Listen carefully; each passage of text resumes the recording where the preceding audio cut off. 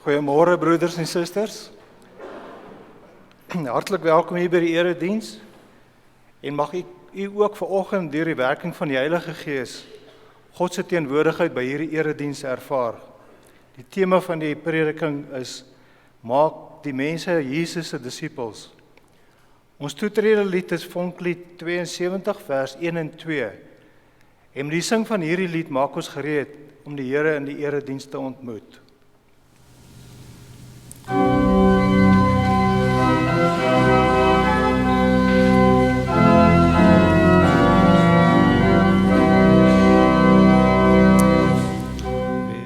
Ek slaan my oë op na die berge. Waar sal my hulp vandaan kom?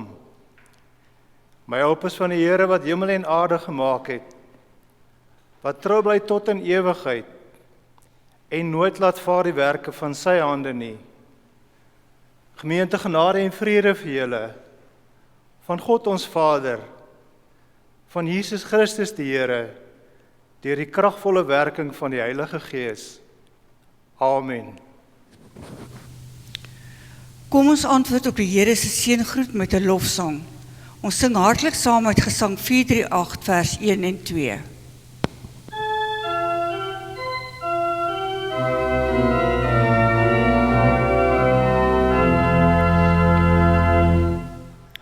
Die wet. Broers en susters, ons het teen God gesondig. Ons het gedoen wat verkeerd is in sy oë. Laat ons ons lewe ondersoek en onsself vergewis van ons sonde en ons liefdeloosheid. Hoor die wet soos wat Jesus dit opsom in Markus 12 vers 28 tot 31. Een van die skrifgeleerders het hulle hoor redeneer en het nader gestaan. Toe hy sien dat Jesus hulle 'n goeie antwoord gegee het, vra hy vir hom: "Wat is die heel grootste gebod?" Jesus antwoord hom: "Die eerste is: Luister Israel, die Here ons God is die enigste Here. Jy moet die Here jou God lief hê met jou hele hart en met jou hele siel en met jou hele verstand en met al jou krag. Die tweede is: jy moet jou naaste lief hê soos jouself. Geen ander gebod is groter as die twee nie. Ons staan skuldig voor hierdie eis." Geliefdes, ons weet nou dat ons sondig en doen wat verkeerd is in die oë van die Here. Tog verseker God ons in 1 Johannes 2 vers 1 dat hy ons vryspreek. En as een van ons sondig, ons het Jesus Christus, die regverdige, as ons voorspraak by die Vader. Uit dankbaarheid vir God se genade sing ons uit Vonk 79 vers 1, 2 en 5.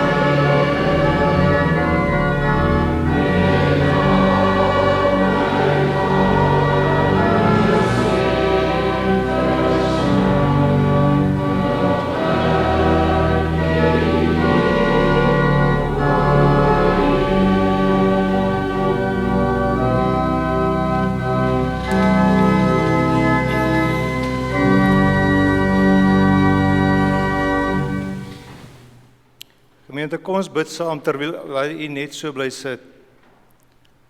Ons almagtige God en hemelse Vader, Here, dankie dat ons ook weer eens vanoggend in hierdie kerkgebou kan bymekaar kom as gemeenskap van gelowiges om u te aanbid en aan u die lof en die eer te bring. Here, ons het so baie om voor dankbaar te wees. Gesondheid, u voorsien in ons lewensmiddele, u voorsien ook in ons geestelike nood. Here, maar ons is dankbaar, maar so is daar ook baie wat in hierdie oggenduur in nood verkeer. Mense wat dalk siek is, bekommerd is oor 'n geliefde wat siek is, mense wat verlang na 'n geliefde wat dalk nie meer daar is nie, of kinders wat ver is in 'n ander land of ver in 'n ander provinsie. Here, ons bid dat u daarso sal verligting bring op u tyd. Here, gaan nou met ons waar ons uit die woord gaan lees en in die prediking. Here, gee vir ons 'n boodskap wat u wil hê ons moet hoor. Werk deur u Gees in ons, o Heer, sodat ons geloof in u opnuut gewek en versterk sal word. Ons vra dit in Jesus se naam. Amen. Gemeente, die skriflesing is uit die Nuwe Testament, uit die Evangelie volgens Matteus. Matteus 28, en ons gaan lees vanaf vers 16 tot 20. Dit is Jesus se opdrag aan die disippels.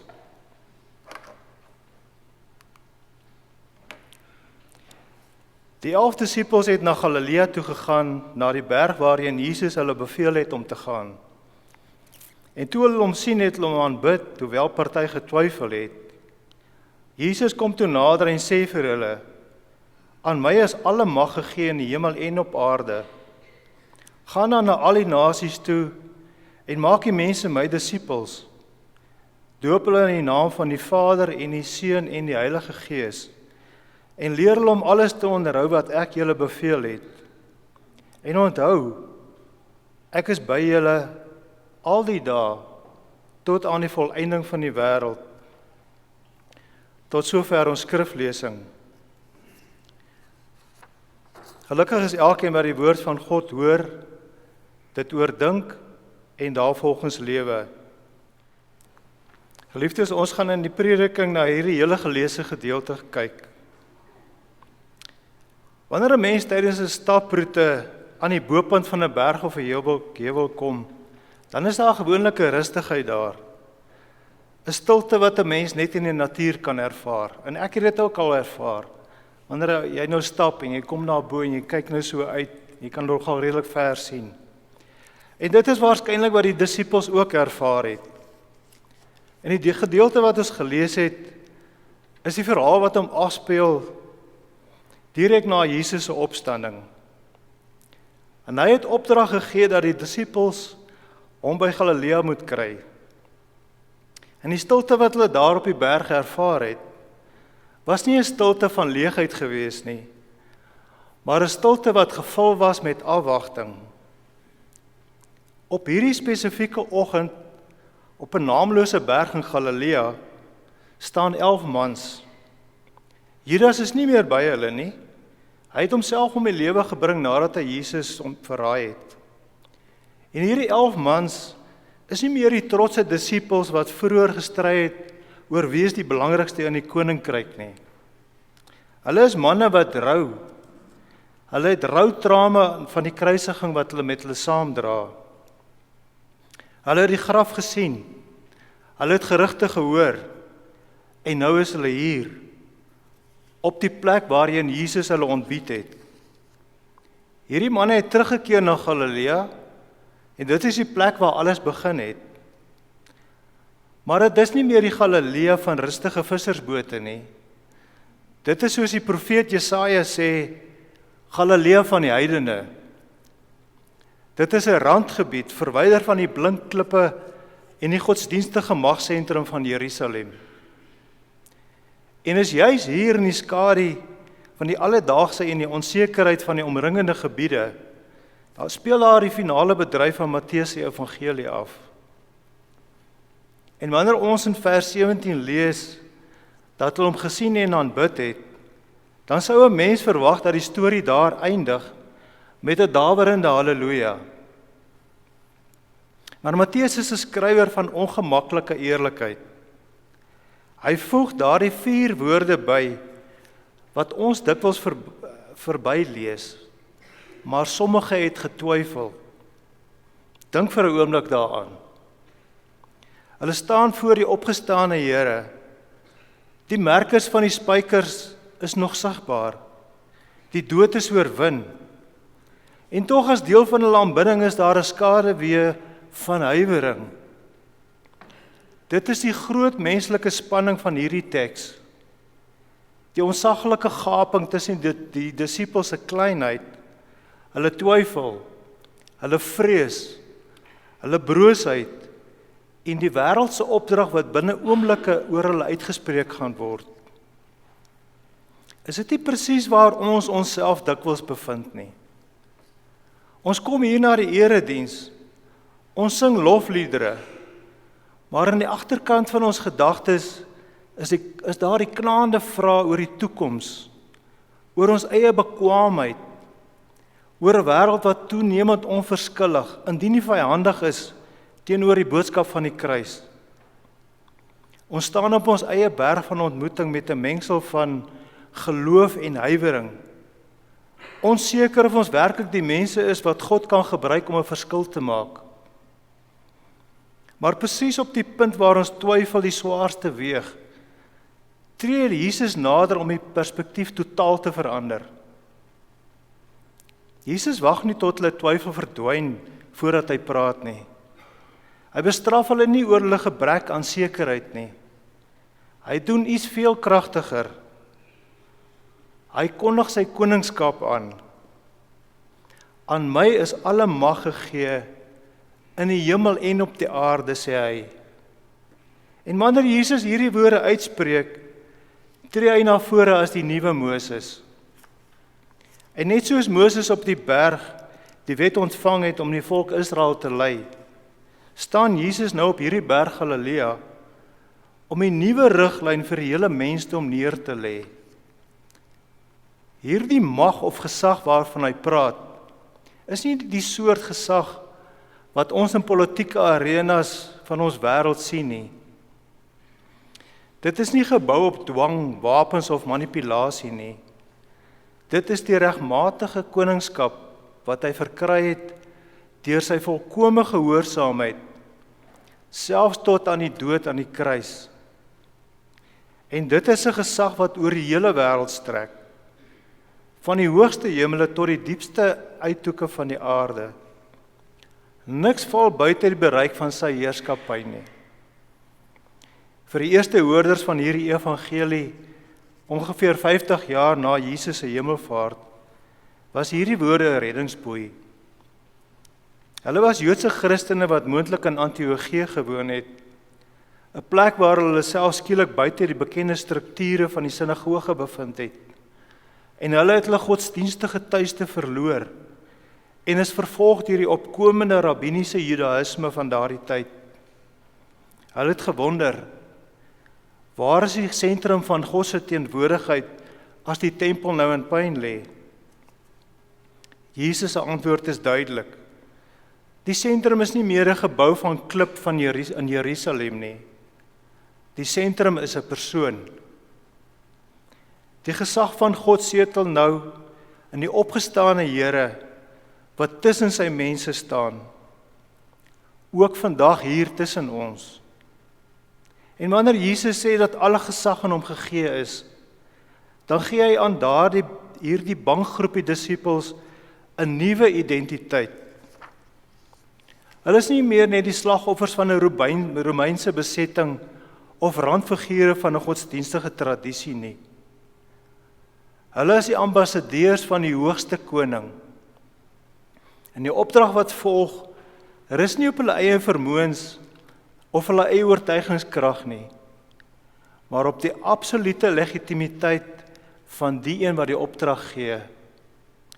En met hierdie wêreldse gesag as fundament, draai Jesus die disippels se blik weg van die berg af, na die horison van die nasies. Die kern van hierdie opdrag is een enkele kragtige bevel. Maak disippels. Dit gaan oor veel meer as om net mense te oortuig om by 'n nuwe godsdiens aan te sluit of om lidmate van 'n organisasie te word. Om disippels te maak beteken om mense in te lei in 'n nuwe lewenswyse. Dit is om leerders te vorm wat die ritme van Jesus se lewe aanleer, wat sy woorde oordink en sy liefde beliggaam. En hier sien ons die radikale skuif van God se plan. Tot op hierdie punt was die fokus grootliks op die verlore skape van die huis van Israel. Maar nou word die grense permanent afgebreek. Al die nasies moet ingesluit word. Die evangelie kan nie meer net binne etniese en geografiese lyne ingehok word nie.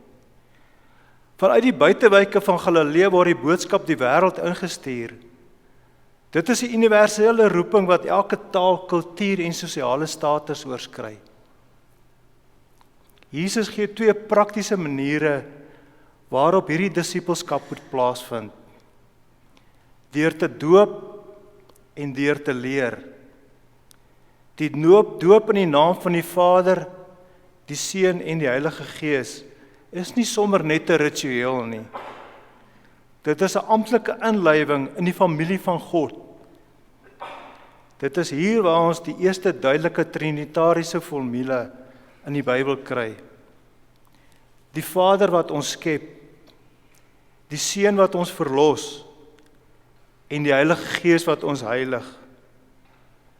Deur die doop word 'n mens se ou identiteit as 'n verlore individu vervang met 'n nuwe identiteit as 'n kind van die drie-enige God. En dan volg die onderrig. Leer hulle om alles te onderhou wat ek julle beveel het.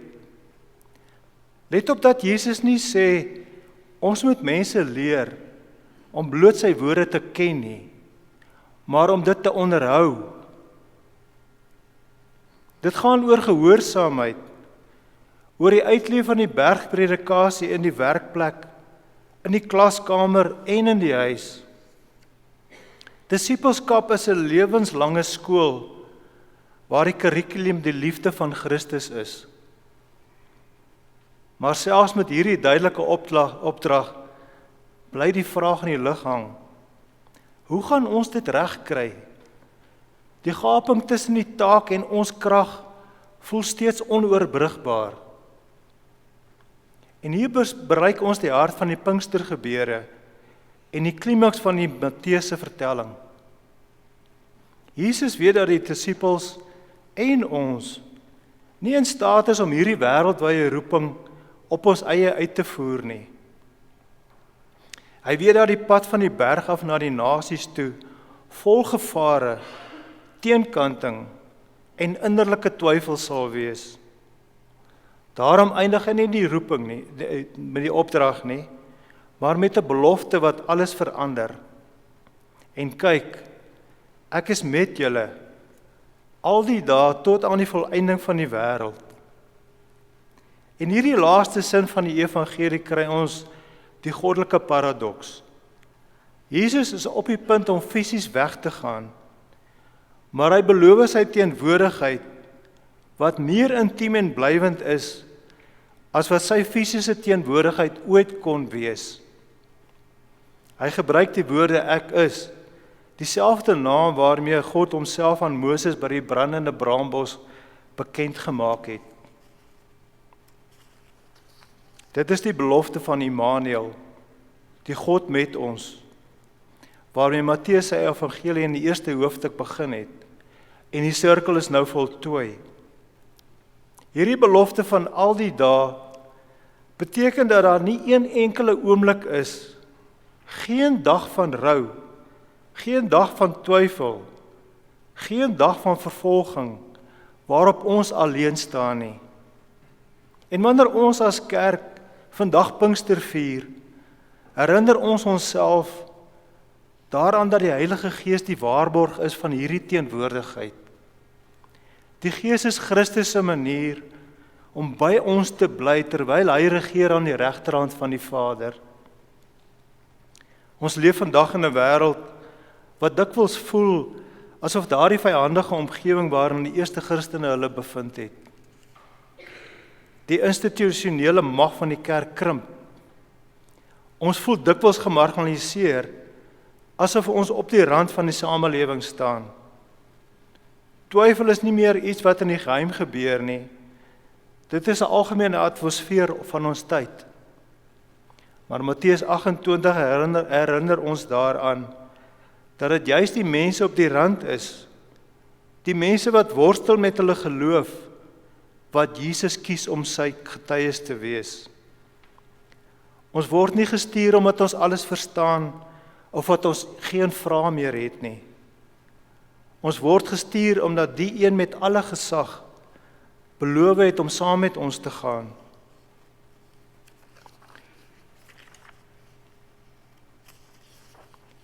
Die krag van die sending lê nie in die kwaliteit van ons getuienis of die grootte van ons organisasie nie, maar in die werklikheid van sy teenwoordigheid. En Jesus nooi ons vandag om weer op daardie berg te gaan staan. Hy nooi ons om ons twyfel in sy hande te plaas en te luister na sy stem. Die opdrag is groot, ja. Die wêreld is uitdagend, dit is waar. Maar die koning is teenwoordig. Hy is by ons in die doopwater. Hy is by ons wanneer ons sy woorde aan mekaar verduidelik. En hy is by ons wanneer ons by die deure van hierdie kerk uitstap, om in 'n gebroke wêreld te gaan leef. En wanneer ons vandag hier uitgaan, gaan ons nie as mense wat ons op ons eie krag moet staatmaak nie. Ons gaan as mense wat ingelyf is in die naam van die Vader, die Seun en die Heilige Gees. Ons gaan met die wete dat elke tree wat ons gee, elke woord van hoop wat ons deel, en elke daad van geregtigheid wat ons verrig, gerigsteen word deur die een wat die dood oorwin het. Die berg van Galilea was nie 'n eindbestemming nie. Dit was 'n wegspringplek. En so is hierdie oomblik van aanbidding vir ons. En mag ons die moed hê om, ten spyte van ons twyfel, die opdrag te aanvaar en die vaste vertroue dat hy by ons is, elke dag, tot aan die volëinding van die wêreld. Amen. Kom ons bid saam. Here Jesus, ons hoor die opdrag en ons hoor dat U ons gaan bemagtig deur by ons te wees en dat U Gees ons gaan lei. Here, help ons om disippels te maak, nie in eie krag nie, maar in die krag wat U vir ons gee en die hulp wat U vir ons gee. Here, gaan nou met ons in hierdie week wat voorlê, waar ons voorberei vir die nagmaal volgende week. Here, help ons om met die regte ingesteldheid nagmaal toe sal kom. Gaan ook met ons waar ons nou hier vandaan na ons huise toe gaan. Hou U hand van beskerming oor ons, o Heer. Ons vra dit in Jesus se naam. Amen. Gemeente, kom ons bely nou staan na ons geloof saam in die kerk van alle eeue.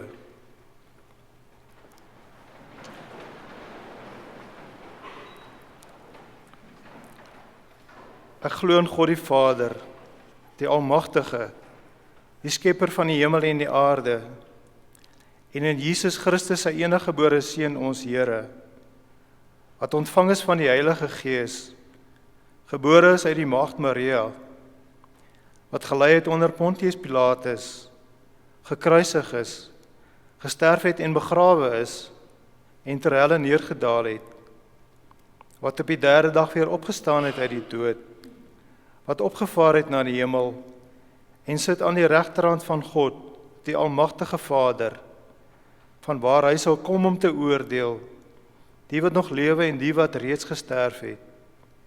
Ek glo in die Heilige Gees, ek glo in die heilige algemene Christelike kerk, die gemeenskap van die heiliges, die vergifnis van sondes, die wederopstanding van die vlees en 'n ewige lewe. Amen. Gemeente, ons slotsang is uit Gesang 308, vers 1, 2 en 3, en dan bly staan vir die uitspreek van die seën en daarna sing ons dan die Amen.